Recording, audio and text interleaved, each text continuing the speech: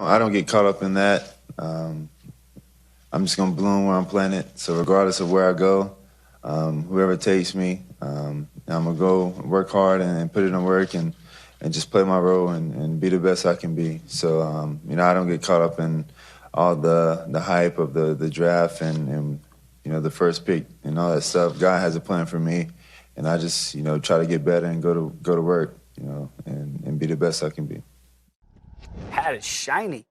So Deshaun Watson now, is he a lock to get drafted in the top 10, let's say? Because, we're in Chicago here at 120 Sports, and they go, oh, Bears at 3, right?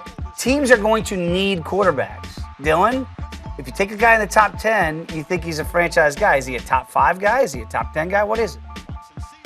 I think I could safely say after last night's performance, he's a top 10 guy. I felt like Deshaun Watson was the strongest candidate of anyone that is sort of on a lot of the experts' big boards to be the first QBs taken. I thought Deshaun Watson was the best of any of them. I think when you look at when you slice the competition he's played and the way his game elevates when he's played Alabama in 2 national championship games with the lights the brightest, the stage the biggest, he's got almost 1,000 yards. It's amazing. Total yards. This is supposed to be the best defense in the history of college football. And look, I liked the fact that he took some lumps early and responded, galvanized that offense and said, look, rally around me. I'm going to keep us going. I'm going to keep slicing up the defense, put the ball in very difficult windows. I like the fact that he's athletic, but he's still a pocket passer. I like his leadership abilities. He's got all those intangibles as well as the tangibles you would want to hand your keys of your franchise over to a young quarterback. And for me, that was just proven and multiplied last night by his performance that left you awestruck. And there's no one out there. That's everyone who watched the game was saying, man, Deshaun Watson was really something tremendous. Okay. So for me, I look at that. I look at a league that's thirsty for quarterbacks. I look at the Bears. I look at the Jaguars. I look at the Browns. I look at so many of these teams that are going to draft in the top 10. I don't think any of them want to say, well, let's see if he sticks around. And then all of a sudden someone takes him. He winds up being an all-pro, and they're hopping themselves in the ass for the next 10 years saying, we had a chance. We should have just taken him in the top 10. Okay, there's 3 teams that you mentioned all in the top 5. Somebody's got to take him there, right? Yeah. Jags have to take him. Cleveland has to take him. I know Cleveland, here we go again, right?